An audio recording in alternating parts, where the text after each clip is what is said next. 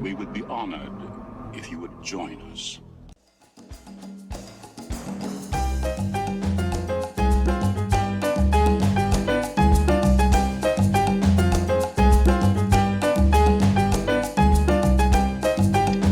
All right, welcome back to the Silvercast, episode 6, part 3. We have our guest, who we have been really enjoying talking to, Inefficient Stacker.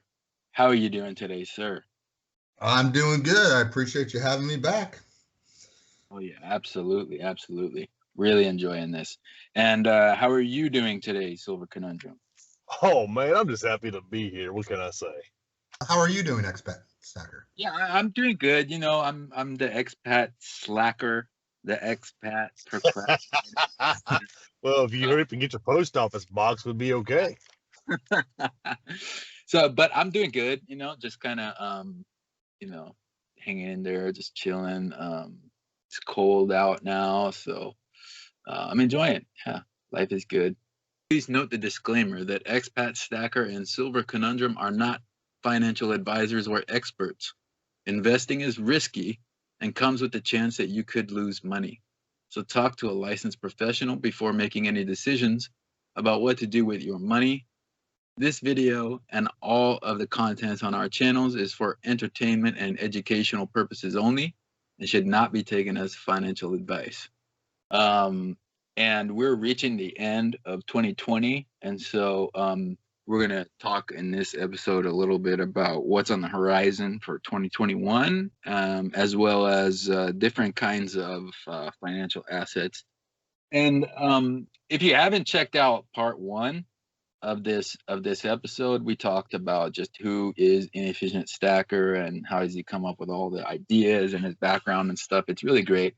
And part 2 is about like how we can grow the community, and we talk about some great ideas that we have for getting people into it, young people, older folks, and how to interact with each other and some of the benefits there, and even some ideas that we have for what we can do. So go check those parts out if you haven't seen them. They're really great. And in addition, That's Pat. Yeah, I would just like to say that if the fractional buffalo does come out, I'm going to make sure that you are credited with that in the community. That'll be my mission, to make sure you receive the credit, and you, Conundrum, although not really, because you didn't want to buy it, but you. I didn't want to buy it, but if I have to buy it, I'll buy it in honor of my brother. That's all I will say. But if it happens, I'm going to make sure that everyone knows that was Expat Stacker. Oh yeah, awesome. Oh yeah, hands down, expat. We gotta do this. This is like my personal mission of No. 21. You can get it. No, if you can get them to make a 1/10 ounce fractional gold coin, but you can't get a damn post office box. I'm just saying.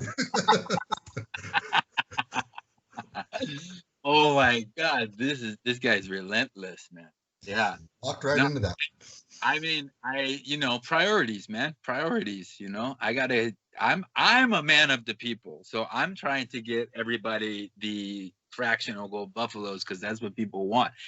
I'm not worried about you guys sending me stuff, so that's why I'm trying to contact the U.S. Mint before it's higher list on the priorities than me getting my post office box. Oh, okay. I see how it is. I understand. And so, speaking of being a man of the people, if you guys have listened to part 1 and part 2, then you know that we've been ambushing Inefficient Stacker with these questions about his channel and his audience, because he claims to be a man of the people, and I gotta give you credit. You've basically every question that we've asked, you've got the answer correct, and I'm a little surprised. Some of the questions I was like, he should know this, he'll probably know this, but some of them I thought would be a little more difficult, but you've done really well so far. So far, man of the people. But man of the people.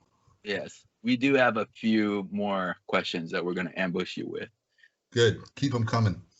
Yeah, right. So, okay, so we're talking now about what we see on the future of 2021. And Also, we're going to mix in, talking about different financial asset classes. So, I mean, how are you, you don't have to get super technical or specific, but how do you see things? I mean, we got the vaccine coming out. So like, hopefully that means that, it's going to take some time, honestly. I mean, I don't even think that the majority of people will be vaccinated by 2021, but it's going to take some time. But I think that we've hit the bottom and we're starting to hopefully recover. That's kind of how I see it, and I think that's going to be good for basically all different financial assets, and good for real people as well. It's kind of amazing to me that the stock market's at like all-time highs, but regular people are in bread lines. I mean, we say like we don't want to be a socialist country because we don't want to be in bread lines, but like there are Americans who are literally in their cars in a line waiting for food support and stuff. That's how bad it's getting. And Silver Conundrum has done videos, showing how empty the shelves are in Walmart and stuff like that. Like people panic and people are scared, people are suffering, people have lost their jobs. But I think that it's about to start getting better. Do you guys agree with that, or do you have a different view? Do you think it's going to be, I mean, how do you see this going next year? I'll let you take this one. I see it getting better. I feel I have a few different thoughts on it. My first thought was that as soon as the elections in the states were over, that it would just get better, because I felt like there was a lot of politics that were being played related to it. So I thought, well, that'll go away because that's a variable. But I don't know that that's exactly the case. Maybe it's kind of seeing how it's playing out. But the vaccines are going to come. I think I'm in a little different scenario or situation being in Florida, just because the way our states run, everything's open. So then you go to other areas and it's completely different.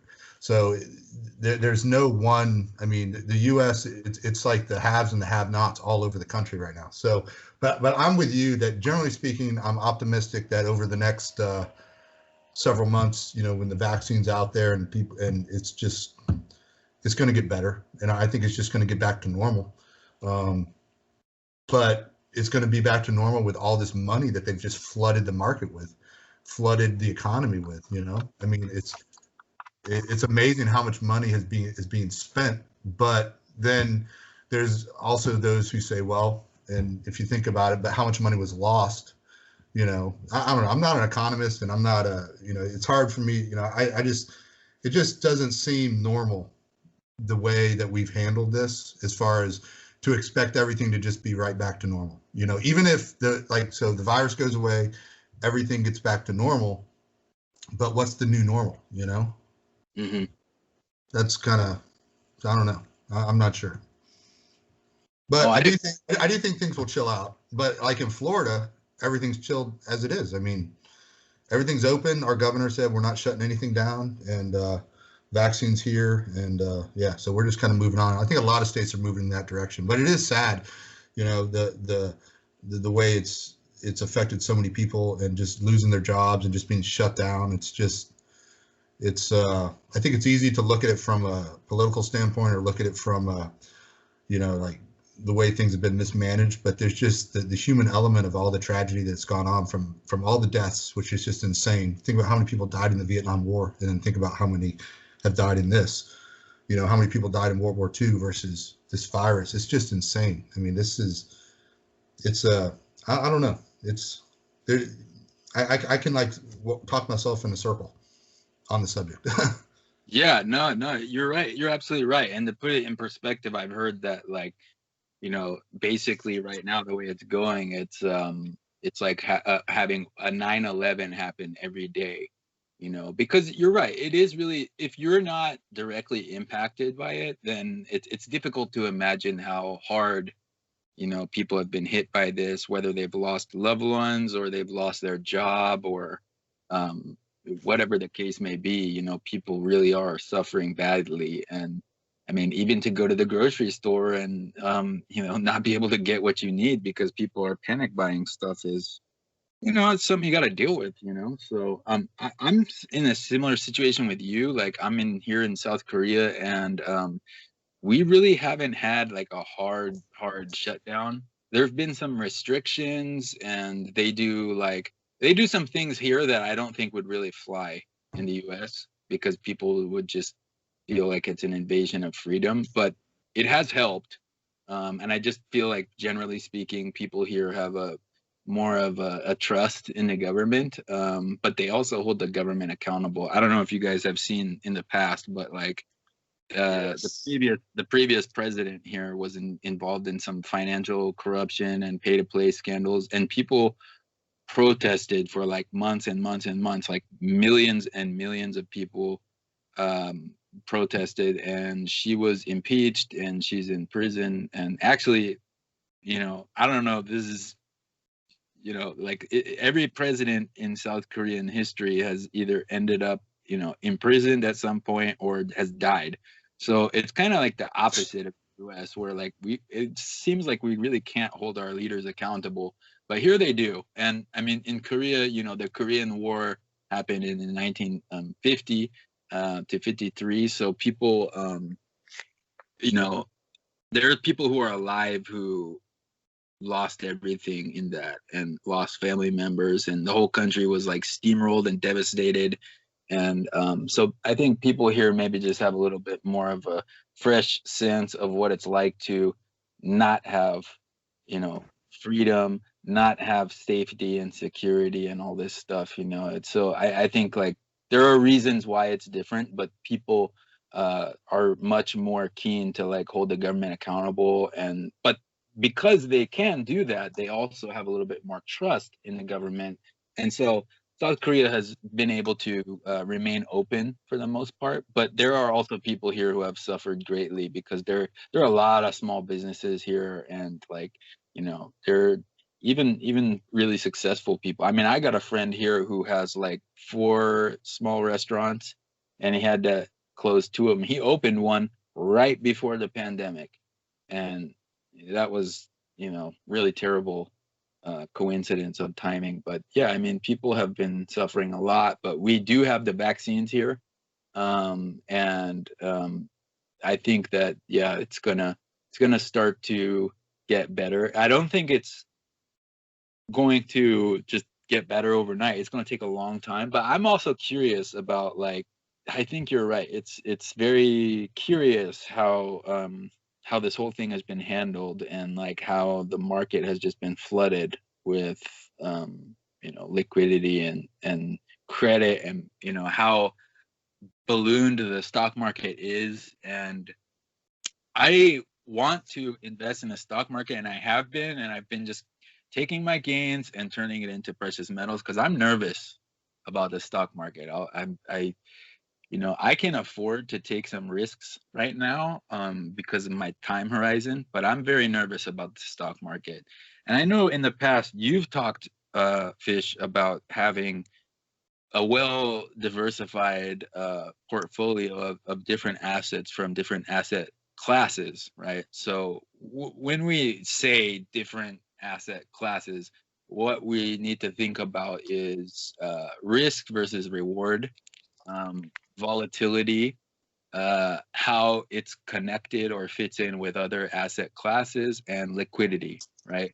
That's kind of what the main things I think of, at least, for defining different asset classes. So, for example, real estate, very valuable, but it's also pretty illiquid. It takes time to sell property. Maybe not so much now these days. I mean, I know that the real estate markets are kind of going crazy, but something like precious metals, where it's very stable, it's got a long track record and history of wealth preservation and stability, is on the opposite end of the spectrum of something like Bitcoin, for example, which I feel like is super speculative. There's a very high risk reward correlation there. Liquidity might be similar, but and it's not something that I'm invested in. But so what do you think in terms of like what's your risk appetite, as they like to say on like the financial networks and stuff like that, for going into 2021? For me, it doesn't change. It's about being diversified. So stacking is certainly part of it. That's when I look at the way you just described it and talking about risk tolerance and things like that, I think you were spot on in what you just said. I look at it in a similar way, but it's like building a pyramid kind of, where my base is my cash, and within that is my stacking as well. And then I go to like the next level, and then the next level, and the next level. And as I get higher, the amount is maybe smaller, getting towards the top, but the risk is increasing as well. So the risk reward is there. I mean, I invest in, or I guess I gamble on crypto. I have crypto. I'm in the stock market, but then I'm also, I have regular retirement. I think in the when Golden Gun was on, he was talking about like some of his retirement things in that interview. And so, I have like IRA, and that's in a very conservative, it's in the market, but it's still very conservative. But then I trade too. I swing trade. I don't really day trade like Juice, where he's with options and things, but I momentum trade, where I'll try and get into a stock. I may get out of it in a month and take the profit, roll it into something else, and try and compound that. But then real estate, that's important. There's funds out there that you can use. I use Fundrise for my real estate investing, and that's probably one of my most stable and profitable investments that I have. Mm-hmm. It does really well. But then I buy bonds, direct from the government. So, when we talk about like metals being a hedge, well, what are you hedging? You're hedging your other assets. So, for me, when you look at, I don't know, just the general topic of like metals being a hedge, and that statement gets thrown around a lot, but I feel like sometimes you hear stackers where it's like, but you don't have any other assets that you're hedging. And now I know we don't know what everyone has, but you do hear some people say like, yeah, this is it. This is all I do is stack. I don't deal with stocks or anything like that. So for me, stacking is always going to be at the base, at that core level of the foundation of where I'm at, where I have my cash, all of my safe assets, and stacking is absolutely part of that. But the cool thing about stacking is that it is at that safe asset, but it does have potential, unlike cash. You know what I mean? Yes. Yeah, absolutely. So, but I think, it's about diversification for me. It's about spreading out all of my resources in a lot of different areas, because you don't know what's going to be up. You don't, if the whole market just tanked, if everything, we can't predict the future, right? So I believe in diversification. The other thing that diversification does for me is it just helps me be a more efficient saver. And, saving doesn't just mean putting money in a just cash. I mean, just all of my assets put together, just building my wealth. Diversification definitely helps with that. Yeah. So the inefficient stacker is efficient. Interesting. Yeah, and outside of my stacking, I am. Yeah, and you sound like so rational right now and everything. It's kind of weird. So I gotta ask you a question. Who is your insanity mentor? Oh, that's Bricktown. If I said anything else in the past, I lied. It's Bricktown. Bricktown is my insanity mentor. That's absolutely correct. That is correct. That is correct. Yeah. So yeah, you do not. That guy he is the best. He is the best. So why people might be like, insanity mentor, what the heck does that mean? So why don't you just explain real quick if anyone hasn't seen the videos? Well, when I first started making content, I was, I'm trying to, I guess, just find myself as a content creator, so to speak. I'm not, I have my own personality, but I was keeping that kind of stifled as I was just trying to explain things and maybe talk more rationally, but not preach at people, but talk about, I was just trying to figure it all out. And then I watched Bricktown stuff. And when I started watching his content, and like one of the very first videos I saw was of Bricktown's was, I forgot the name of it, but basically he has this huge like Barbie doll lady on his like it's like the top half of a mannequin in the middle of his thing, you know. And I'm like, what the heck? And I watched this Colt guy's channel, and then I started seeing his stack, and I was just blown away. And I realized, like, I can just be myself and have fun and let my personality flow, and that's what Bricktown does. And yeah, so he's my insanity mentor. Although he's become like an adversary kind of lately, because he put me on trial, and he continues to like spread lies and rumors and innuendos about me. So it's a weird relationship we have. It's fake news. It's the biggest in the history of this country. I mean, where are we right now? This is like something that would happen in China, okay? Don't talk about this at all. Yeah. You have your characters. I have my characters. You blew it. I mean, I tell you what. I think I said it in previous. I don't remember if I said it on or off when we talked offline, so to speak.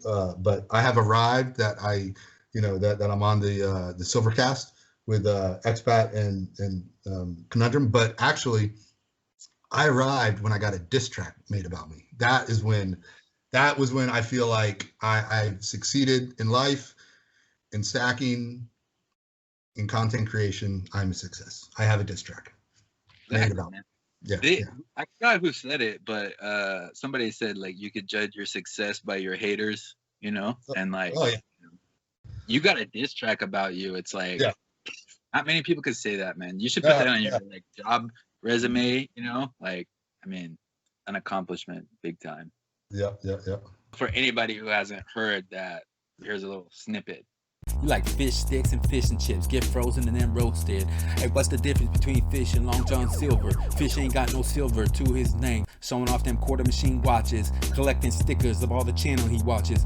Boy, act your age and not your shoe size. Everybody watch how me make these fish fries. It's a cooking show where I let everybody know how they can get up and get down with this. That boy's hella cheap like a fillet of fish, and all the fish in the sea is getting scared of me. Okay, good. So, yeah, to get back to the conversation about like what's going on in 2021 and stuff like that, you know, I mean, Silver Conundrum, did you have anything you wanted to say about like how you see things going? Or my honest opinion, I see things going south. I think it's going to get a lot worse. Okay. I mean, it's going to get worse before it gets better. That's just the way nature of the beast is. So here's what happens. A lot of people don't realize this. December 31st is the very last day that rental hold, and mortgage hold is in effect. What that means is January 1st, all rent that is due, mortgages as well, comes due in full. And so these renters that owe 6 months of rent owe it all January 1st. All these people who owe mortgages owe it all January 1st. If they don't pay it in full, then they forfeit. That means these businesses that owe on this property, they go under. All these people who own these hotels, they go under. All these people who owe mortgages on their houses, they go under. I mean, it just goes on and on. People who can't pay their rent, they're evicted. I mean, and what does that do? That actually snowballs downhill. It doesn't just affect them, it affects the local economies. So you take that in consideration too. So unless they're going to come out with a stimulus package to help these people, January 1st rolls around, all of those protections are gone. And you don't ever hear anybody talk about that. Think about this. We just printed 23.6% of our gross monetary value this year. That's a lot. 23.6% of our gross monetary value. That is substantial. And when you look at how much people owe that haven't been paying rent, they've been actually being protected by the laws of where they don't have to pay their rent, and they're actually protected until December 31st. January 1st rolls around, however much they owe is what they owe, and if they don't pay it, the landlords have already started filing papers. Right down the road from where I live, I have a buddy of mine who's a landlord. Guess what? You know how he's been paying all the mortgages on all his rental properties? He's been taking it out of his retirement account. He's been having people staying in his rental properties for free. By free, I mean they're not paying him a dime. And he is paying their rent with his retirement funds. He's already started filing the paperwork to have them evicted. And that's the thing. January 1st rolls around. If they don't pay it, they're evicted and they're on the streets. That's happening all over the country. People just don't hear about it because nobody's talking about it. It's very hush-hush. It's taboo right now. Nobody wants to talk about the bad things that are happening because everybody wants to be all sunshines and rainbows. But the truth of the matter is, not only does that affect us as a local economy, that affects your yields, that affects your bonds, your housing markets. And what you guys were talking about before with stocks and all that, it affects that too. Every bit of this stuff is propped up by fiat currency that they're just printing off in thin air. And they've already talked about, I'm talking about the G20 back in October, talked about, and we are part of the G20, the United States, about cryptocurrencies coming to play in order to help subsidize, if not replace, world currencies. What's not to be worried about a little bit? I'm not saying be scared of, but be skeptical of. Me, I'm more worried about my fellow neighbor down the street who rents his house, which I know for a fact he's unemployed, and I know for a fact he hasn't paid rent in 3 months, and he's already talked to me about he's about to be evicted come January. And so when I look at people like that, I'm like, where are you going to go? He goes, I'm going to have to move in with my mom. And I'm a 45-year-old man. I have to move in with mom. You got a family, 2 kids. I'm like, well, that sucks. But it's people like this people don't ever hear about. When you look at, and you guys are talking about thinking about, look at your local economies, that gives you a small picture. But when you look at the broader picture of things, like the 10,000-foot view of what's going on around you, look at all these businesses that's been shut down where, and I hate to say this because it gets a little bit political, but I'm going to say it anyway. When you look at your red states, blue states, look at what states have had the most shutdowns, and look at what states have going to have the most loss of business. Those are going to be your states that are going to be suffering the most, and those people, it's going to cascade down. That's just the way the cookie crumbles, man. It just rolls downhill.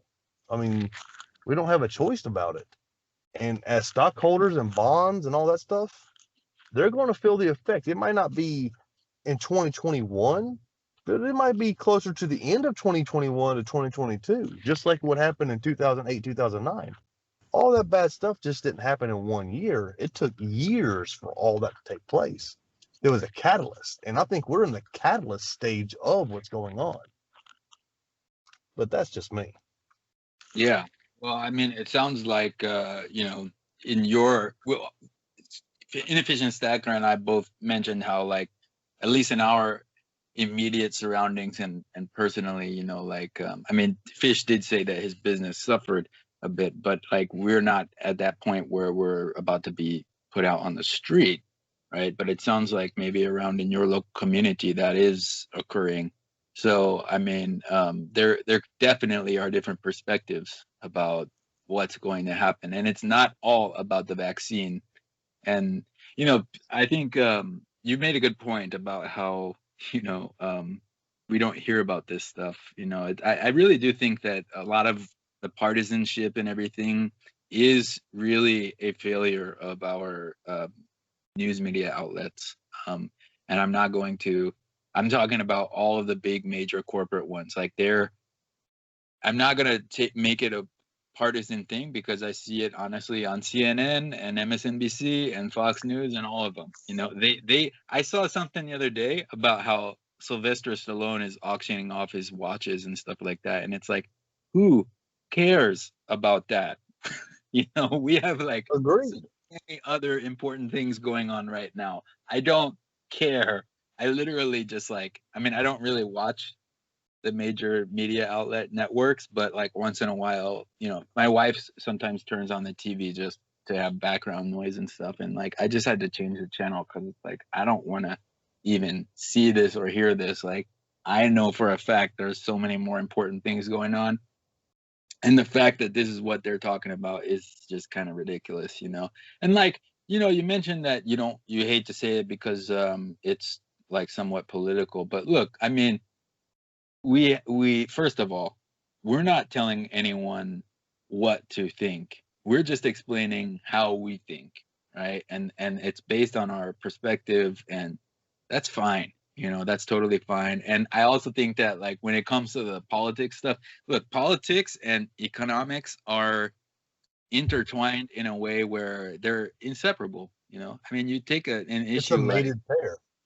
yeah, I mean, you take an issue even like slavery, you know, why did that happen? That happened, it was all about economics. Some people were winning, some people were losing in that, you know, and it's you can take almost anything and there's a political aspect to it. And I don't think that, I know why people want to shy away from it. It's because of like what we talked about like in previous parts, where it's like you know, there's this, people are just at each other's throats and stuff, but we got to get, you know, more, Beyond that. yeah, we got to get more comfortable talking about this topic. And like, honestly, I think that if a lot of people knew my political views, they might, you know, they might not like it as much. But I mean, that's why I talk about it in a way where I don't say like, I'm right, blah, blah, blah, blah, blah. It's like, hey, here's my experience. And you're doing the same thing. And like, we can't let that come between us. You know, there's one guy, Irish Stacker. I love him. Pretty good channel, new channel. Good channel. Go check it out. And he said, you know the history of Ireland and England, right? And he's like, Mhm. yeah, a lot of people don't like the Queen and stuff, but you know, hey, look, I think that precious metals is a good thing, and let's not let politics get in the way of a good thing. And I agree, you know, like, dude, I don't even agree with myself from like 2 years ago when it comes to politics and economics and stuff. You know, if I look at, my views are constantly changing because I adapt to new information. I'm not a ideologue where like, this is what I think and that's it, you know. No, the world changes, man. Nothing lasts forever. So like when I hear new information, I adapt to it, you know. And I think that, you know, so to expect that you're gonna agree on every single issue, or like you have to agree to a certain degree with other people is, you know, let's look, like the beautiful thing about democracy is that we can all kind of have our own views and experiences, but we contribute to you know, protecting the pursuit of life, liberty, and happiness. You know, I mean, I read a story the other day about North Korea. This really puts it in perspective because there's like this big debate in the US about masks and stuff, right? Like, I have my own opinions on that, but check this out. This story right here will make the whole debate in the US about masks seem silly. Okay, in North Korea, which is like 20 miles away from where I am right now, they publicly executed 2 people for violating quarantine.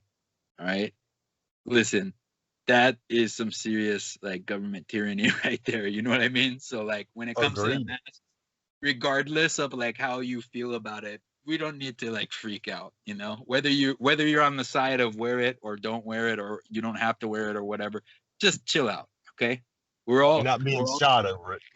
exactly, man. That's my point. Like, it can always be a lot worse, trust me, man. Like, so I hope that, you know, and I do think that even if you're right, like I still think that things are going to get a little bit better. I think that's how I kind of see it. But even if you're right, if things get worse before they get better, I am hopeful that people will get less focused on the politics stuff and more focused on, hey, my neighbor is getting evicted, you know, I got to help this person. I'm hopeful that that will happen. You know what I mean? But I don't know. Maybe I'm naive and stuff, but I try to keep a positive attitude. And I really do hope that that's kind of the way that things will go. So, and I agree that like you know, what's the expression? The chickens will come home to roost. What is it? Is that Yep. it? Yeah. Yep. Chickens. Sooner or later, the chickens will come home to roost. Yeah. So as far as like stocks and stuff like that, yeah. I mean, they've always been cyclical, so that's always going to happen. And I mean, you know, I want to get back to fish and ask. You said that like this whole situation with how they've handled it and how much liquidity has been pumped in the market is kind of like bizarre. So what's your view of that? Like, do you agree that like this is kind of like a bubble that's going to pop in the near or immediate term, or how do you see that playing out? Well, I really don't know as it relates to that, because that's a really big question, and like super smart people have completely opposite opinions of that. You know, you see them on TV. I watch the financial networks and stuff, but here's what I've learned from all of this. Like the year of 2020 has taught me that most people are, maybe not most, but a lot of people are living on the edge, and a lot of people are just not prepared. And so, you know, you go back to asset classes, you know, stacking being one of them. I mean, 2021, one of my focuses is just on being more prepared, being more streamlined in my finances, making sure I'm not leveraged out with too many expenses, making sure that, you know, like I'm not going to have a car payment in 2021, which would be nice. I'd love to get to the point where I don't have a house payment. You know, I'm not there yet, but, you know, you talk about asset classes, you know, having that financial base, and maybe, you know, obviously I would never put all my money in the stock market. I have a lot of very conservative places that I put my money, with the stacking being one of them. But for me, it's like, I think the lesson people need to learn is they need to be prepared. I mean, I'm not filthy rich, but, you know, at all, you know, I don't really consider myself rich, but, you know, I also didn't miss a meal. And I was never you know, going to be evicted from my house or anything like that, you know, because I was somewhat prepared, you know what I mean? And so I think what people need to take going forward is, this was like our first big pandemic. Well, what about when the next one comes? You know, what about when the one after that? I mean, I feel like, you know, I don't know. I just feel like there'll be probably more things like this in the future, and you got to be prepared, you know. Which means you have to have financial stability, that if you need to, you know, we have resources available to you. So I know that for me going forward in 2021, that's going to be one of my big focuses, is making sure that I'm prepared in all aspects of my life. And I was prepared this year, but I can see where, like, as horrible as this pandemic was, right? As it is, it's going on right now, as horrible as it is. What if it killed 1 in every 100 people, right? What if it was like as deadly as Ebola, but as contagious as Corona? The world would be madness. I mean, complete and utter madness. And who the heck is prepared for that? I'm not. Most people aren't, you know, right? I mean, unless you have a ranch with all your provisions and everything, you know, I mean, it would be complete anarchy. Well, we see how poorly we handled this one. I mean, what if it was really bad? I mean, and not that this isn't bad, so I don't want to minimize any of that. I had a death in my family this past year, so I have tremendous sympathy for anyone who's gone through any sort of death or anything, and all the hardships of what's gone on. But I mean, what if it was really bad to the point where, you know, like at least our grocery stores were deemed essential, so maybe we were sold out of a lot of stuff, but you could still get to them. You know what I mean? They didn't shut them down. Well, if every 100th person is dying, no one's working at the grocery stores. No one's working anywhere. You know what I mean? Like, it would be true anarchy, craziness. So I'm not at all. I don't like to be a, you know, crazy like fear monger or anything like that. But that I plan to spend 2021 getting ready for whatever. You know what I mean? I think you hit the nail on the head, man. I really do. Being ready for not like the global extinction event level stuff, but things that can make you say, hey, I need to be in my house for at least 2 months, 3 months. These are the food supplies I need. These are the medical supplies I need. Yeah. This is what I need, and I can do this a little bit at a time. Instead of buying bulk, I can buy an extra 2 or 3 cans of beans here, an extra 2 or 3 bags of rice there.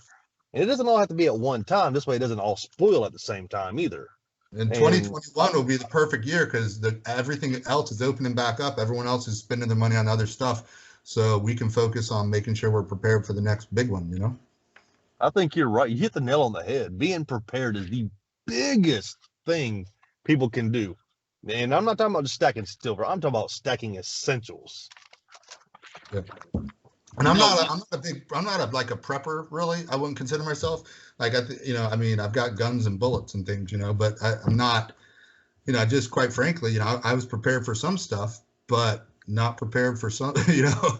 I mean, it just didn't get so bad that we were, you know, pretty much as long as you had some money, you were okay, right? You made it through the pandemic. If you lost your job and you had no money, then you're really, really hurting. Or if you got sick and had to deal with all of that, you know, then you were obviously some bad situations there. But yeah, I just think it could be a lot worse. But I'm not afraid of the stock market either, and I'm not afraid of investing. I mean, we need, you know, my girl says you got to risk it for the biscuit. You know what I mean? So if you have a base to your life, then I think you can, which has a very limited upside, you know, as far as our return, you know, potential. Then I think it's okay to venture out into other more riskier assets. Just don't put all your money there. Have your base and don't touch it. You know. Yeah. Very wise words. And I think that's something you have to take into consideration as well with your personal circumstances. Like if you I got a baby on the way, right? So like for me, this year I've done pretty good with stacking. Like it started off pretty rough, but it's actually gone all right for me this year. You know, considering everything that's happened. And but next year, you know, with the baby being born and stuff like that, I'm probably not going to be able to do as, you know, as or stack as aggressively as I have this year. You know what I mean? And so I have to put those priorities in perspective, and that's my personal circumstances. Now, if there's somebody who doesn't have a family, maybe they can afford to take more risk, right? Or if there's somebody who's like getting closer to retirement and they have all this money in the stock market or something like that, and even if you do have your stack built up, you don't need to have as much risk because you've already done all the right things. So it might be time to start considering drawing down. I mean, at least if I was in that situation, that's how I would kind of think about it a little bit. And you know, you mentioned about like the next big pandemic. That's probably something that's, you know, going to occur. And another thing that we have to be cautious of is that this time around there wasn't that big of a problem with it. But if we have like two, like let's say we have like a coronavirus and then we have another highly pathogenic avian flu or something going around, which is also deadly. That's very dangerous because if you get both of those things, your immune system is weakened to the point where the other one will just come in and finish the job. And that's actually happening right now in Korea. There's a bird flu that's going around as well. So people are worried about that. And I have a friend in the US who works, he's a scientist, and he said, I'm going to just put it out there. He said, if there's ever a HPAI pandemic, he said, I would literally quit whatever job I was doing and bug out. And then he said that be aware of H7N9 and H5N1. He said to me, that's when you raid a Korean army locker and hide your family in a basement.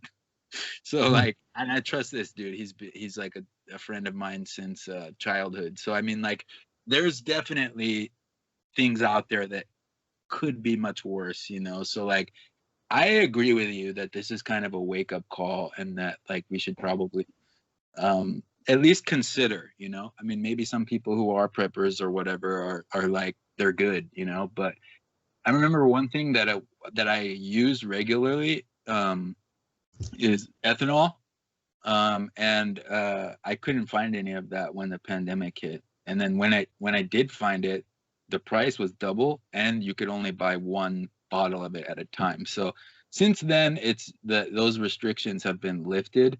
But you know, that as well as masks. Here in Korea, everyone has like a citizen ID number, and based on your number, you are allowed to go to a pharmacy. They have lots of, you know, private. We have a universal healthcare system, but there's lots of private pharmacies and pharmaceutical companies and stuff like that. And you could go to the pharmacy once a week and buy, you know, 2 masks, and that's how they prevented people from hoarding them, or, you know, like one person buying all of them and then like selling them, or like fake masks, you know.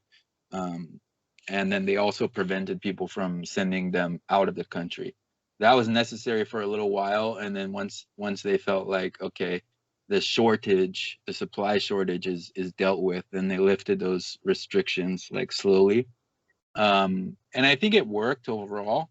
And the other thing is, like, here in Asia, people are much more adapted to wearing masks because we were right next to China. So a lot of the we're right next to China, and a lot of the air pollution comes over from there. So like you see a lot of people wearing those masks. But I feel like, you know, the U.S. has much cleaner air, so people were less adapted to that. So the situations really depends on where you are in the world, and even in the U.S., like the situation is very different. Red states, blue states. You know, there's also just like the Rust Belt and like the what do they call it? The Sunshine Belt, and the all these different economies, regional economies that are built up and stuff. But you know, what about too, like as it relates to preparedness, like, because, you know, this year's got me thinking about a lot of different things. But even, I mean, I'm in an industry that's considered critical, so it never gets shut down, or it would take something really catastrophic to shut us down. But what about those who are in the industries that you know that immediately get shut down? You know, and thinking about in the future, like, is that the best? Is that how you need to be making a living, or do you need to find a job that's a little bit more, you know, secure? Because the first, you know, think about all the different, I mean, not that I want those jobs to go away, but just from a providing for yourself and your family, you know, it's something to think about. Depending on your situation. You know, if you're like a single guy, you're like, no big deal. But if you've got like a wife and 3 kids or something, and then you're thinking about, yeah, my job was the first place to get shut down and the last place to get reopened, you know, it makes you think and wonder, maybe you got to retool. Time for a new career path. Maybe, yeah, maybe for some, I think so. That's a very good point, you know. And like, actually, I work in something that kind of benefited from this a little bit, but that also made me think that it's something else unexpected could happen, and it could go the other way, you know. So like, if you want to be prepared, then you want to do something that's a little more like even keel, doesn't teeter one way or the other, you know. Like, it's so really, really good point, you know. And a lot of people have like side hustles, or they have something else going on the side and stuff like that, and I don't think that's a bad idea either. To if you realized that like maybe you were stretched a little too thin and you got lucky this time or whatever, to do that, to build up, like, if, I don't know, driving an Uber or something like that, whatever you got to do, to build up a little bit of a base in 2021, so that you have, like, you know, the ability to withstand, you know, not being able to work for a month or whatever the case may be.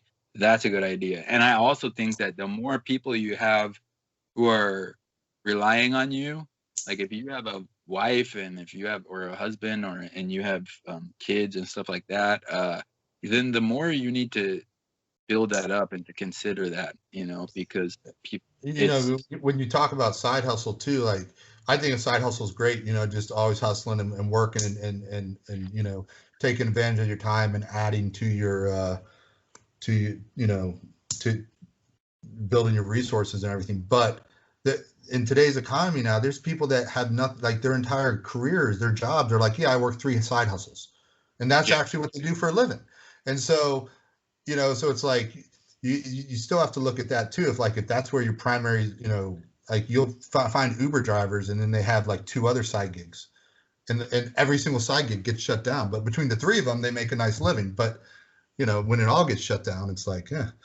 And Now the what? government, yeah, exactly. And they've learned to use this, as a tool. And the whole shutdown thing is I don't know. It's a scary deal. Yeah, I'm just very grateful and I feel so bad for the people that were forced into losing their job, not because At no fault of their own. yeah, they're just forced, because it's one thing to lose your job. It's another thing to add that additional stress into it of they're doing it to you and you're helpless, but you got to look at your career choices at some point, Yeah. I don't know if you guys have seen it. Maybe I'll throw the clip in, but there's a guy in Michigan who like interrupted a local news thing where he was like, he's probably like 50 or something, and he's like a local restaurant owner, and he's defying the lockdown order. He's like, I'm staying open, I have a family to feed, and these politicians are bailing out each other and bailing out their campaign donors, because really, I mean, you guys can go to Open Secrets and find which individuals and which companies donate to which politicians. And honestly, that's what it all boils down to. Like I said, every economic thing has a political side, and every political side has an economic side. And if you look at it, I think that regardless of what your political orientation is, Ron Paul, who's like a libertarian conservative, and Bernie Sanders, who a lot of people call a socialist, right? Both of them have something in common, and actually they worked together a lot when they were both in government. Both of them showed that crowdfunding is an effective tool for politics. So I think that like one cool thing that we were talking about our community and like coming together and stuff like that is that we can have power and make our voice heard. And I think that like a lot of people did feel helpless, and a lot of people realize and recognize that whether you're a Republican or a Democrat or whatever the case is, like they're both actually basically a part of the club, and they bailed out their Wall Street friends, the big corporations, the companies that have contracts with the governments, and they protected themselves. You know what I mean? I remember Nancy Pelosi was on some late night talk show talking about all this. Oh yeah, I'm doing great with my lockdown. I have this ice cream and that ice cream, and it's like, you are like so out of touch. You need to like go away. Like you're terrible, and like, I mean, I think that what we can actually see here is that we can come together, but the government and these companies and stuff, they're not gonna watch out for us when this kind of thing happens. You know what I mean? They're gonna watch out for themselves, and so that's why I thought that restaurant owner in Michigan who kind of interrupted the local news story, he basically said that. And I think the reason why he kind of went viral, I don't know, have you guys seen that? I have. I haven't seen it, but I've seen a few, but I don't think I've seen that. Yeah, I think the reason why he kind of went viral is because he didn't say, oh, it's the Democrats who are doing it, or oh, it's the Republicans who are doing it, because like we all hear that all the time and we all have our own opinions and stuff. But like I think he just said, like, basically it's like you said, Fish, like there's the haves and there's the have-nots, and he pointed that out, and he was pretty aggressive and stuff, but he also was like friendly, because like the news guy let him talk. The news guy kind of gave the mic to him, and then at the end he's like, I'm sorry, I'm not mad at you, but just, you know what I mean? And I think a lot of people can relate to that and feel that. And like, so I think that regardless of whether it gets worse before it gets better, or if it really does just start to improve, I think that a lot of people can relate to what a lot of the things that you were saying here about how we gotta, get our priorities in order and make sure we're prepared for this kind of thing to happen again or something else. I mean, we can't solve the world's problems. We can't even solve our local city's problems, but you can take care of yourself. You can take care of your family and start being, getting prepared. And even if nothing ever happens again, hey, you're just that much better off. Great. Exactly. You know, so yeah, I mean, I think that it's a good topic to discuss because we're right here up at the end of the year, you know. So kind of reflecting on what happened this year and what could potentially possibly happen next year and what we can do, you know, to learn from it and to take a step in the right direction. You know, as it relates just only to stacking and not to all the madness of 2020, but one thing that I'm trying to do this in 2021 is play the ratio more and look at it and say, all right, if the ratio is here, I'm buying silver. If the ratio is here, I'm buying gold. I think that's something I kind of learned and I've kind of evolved my mindset on going forward in the new year. And currently, I'm on the silver side of it. Um, I definitely want more gold. I will buy more gold. I will convert silver to gold. I'm all about the gold. But as it stands right now with where the ratios are at, you know, I am kind of looking at that as long term is maybe a smarter play. And so I'm going to try and work on that more in 2021 and allow that to kind of dictate where I'm buying. You know what I mean? Yeah. Makes perfect sense. Yeah. It's hard though, because there's so much pretty metal out there and it's like, oh, I want this, I want that, I want this, I want that. But really trying to be disciplined and just stick to it, you know, and trust it and say, you know, I mean, I guess the only time the ratio don't work is if everything just collapses, right? Then it doesn't matter. But you know that's not going to happen. So, you know, for now, I'm focusing a little more on silver in 2021. And really, I should have been, if you look at the ratio, only focusing on silver for a while, you know, because I mean, heck, remember when it was like 105, 109? Yeah. Why was I buying gold at 109? You know?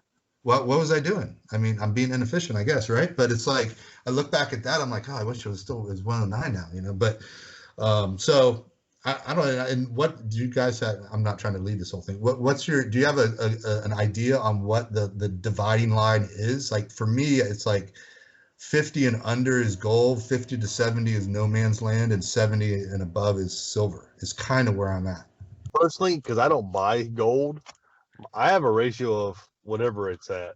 That's just me. Now, if it ever got down to a true neck and neck, I would say 50 to 1. I'd probably start flipping over to gold because historically, lately in my lifetime, if it gets that close, the better option truly would be gold. And this way, if it ever drops down, I can trade my gold for silver and maybe watch it come back up or not and just play the game. But I'll definitely be the wrong person to ask. That's why I was like, you go on ahead first, brother, because you deal with the gold more than I do. Yeah. Well, I don't actually have a line where it's at. And actually, this is a topic of a video that I was planning to make is that how do people make that? I mean, I know that there's the silver and gold ratio, but for people who do stack silver and gold, like how they decide to like divvy up their stack. I don't want to go too deep into it because I still want to make a video on it. But for me, I haven't really thought about it. I tend to just I have my goals for the year and I adapt to them. If the circumstances change, like my circumstances, or if the market circumstances change, but I just have my goal. I have my long-term goals, and then my annual goals are in an effort to, you know, make progress on the long-term goals. But I don't really have that much experience with playing the ratio, so that probably should be something that I also look at. I have thought about like if the ratio ever got down to a crazy low level, like would I sell some silver or convert some silver into gold?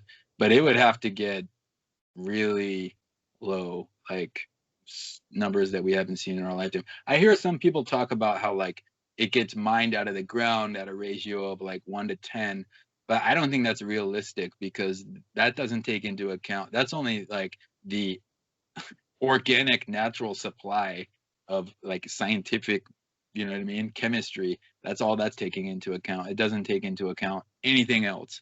No demand, no other supply metrics of like bullion supply or anything else. So I don't think 1 to 10 is, I mean, I guess it's like the absolute, you know, scientific ratio, but I don't think it's good for informing economic decisions. But I don't have a number. I don't have a line, not yet.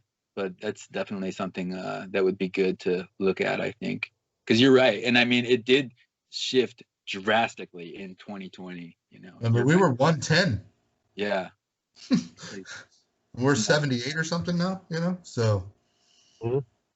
And I remember watching videos and people saying, you know that like, why would you buy anything else other than silver when it's 110 to 1? You know, and it just, I thought, well, the ratio is only going to expand, was kind of my thought. You know, I didn't really know, and I still don't know. I just kind of made up these numbers. Like, this is kind of where this is kind of my strategy. I'm going to try in 2021 and see how that works out. You know, because like you said, there's so many variables there when they talk about the ratios of what they pull out of the ground versus, you know, demand and usage and all these other things and new technologies that, you know, could absorb even more. You know, Yeah. I don't know. Who knows? But so yeah, I mean, like, and that's the other thing too, is that, like, because something occurred in the past doesn't necessarily mean that it's going to happen again. So, like, we were at 1 to like 110, and then, you know, the pandemic happened. There's all this craziness in the markets. It's down to like 70 something right now. But what if it starts going back up into the hundreds and gets into like 150s or 200s? Could that happen? I don't know. It sounds crazy, but a couple of years It's ago, feasible. if I would have said it was 110, then people would have called me crazy back then. So, like, we really don't know what's going to happen. So, like, I think, you know, from my point of view, like, even if I do get, like, well, more educated on this topic, I'm still going to at least get a little bit of both, you know? So I think, yeah, like, probably that'd be my take on it. I might lean a little bit more heavily towards one or the other, depending on that. But yeah, but I don't have a number right now, so nobody knows.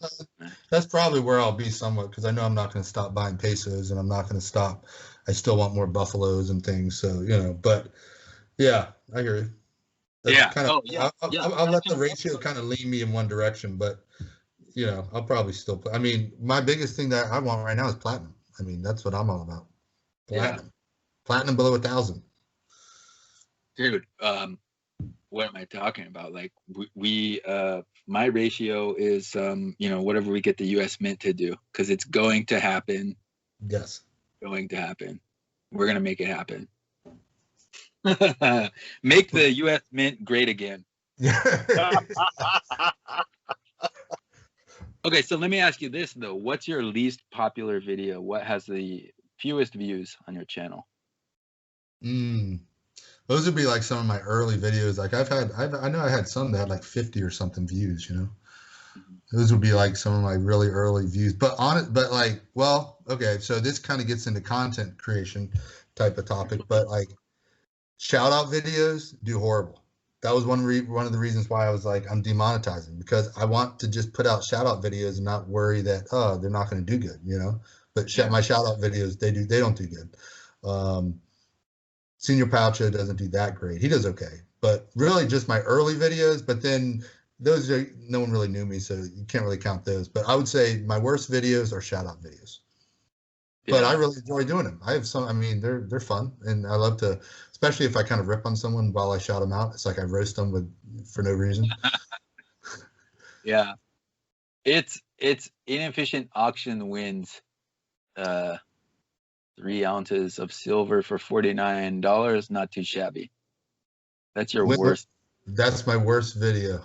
Yeah. Yeah, no, that is an early video of that. Is from Stacking Stormtrooper, I think. Yeah, and that was like when you first got started. So you're right about it. Yeah. Auction wins, they don't do good either.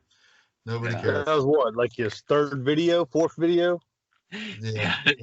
Nobody pretty early on. Yeah. Yeah, they don't do good. I won an auction. Yeah, good for you. Yeah, exactly. Yeah. Shut up.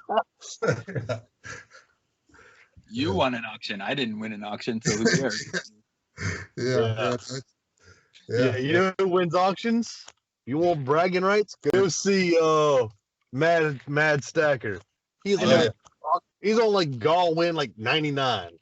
Dude, Yeah. I swear. Okay, conspiracy theory time. He has some kind of like program on his computer that makes his channel name win those random YouTube comment picker things. I swear.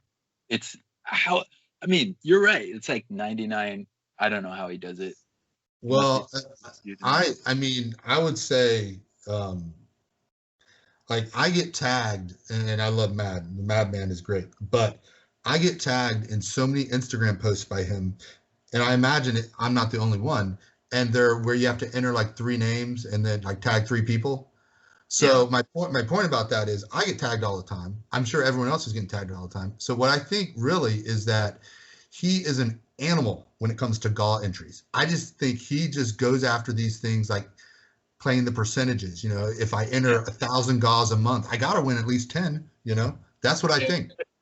He's just he's a ferocious beast of if there's a GAW, Madman is on it. And I don't think you're right. I have to agree. Single one. And so, and that's, I'm not knocking him at all. Madman, you're the best. But that's, I think, is his strategy. Blanket everybody. No, I'm knocking him. He's cheating. Well, it could be.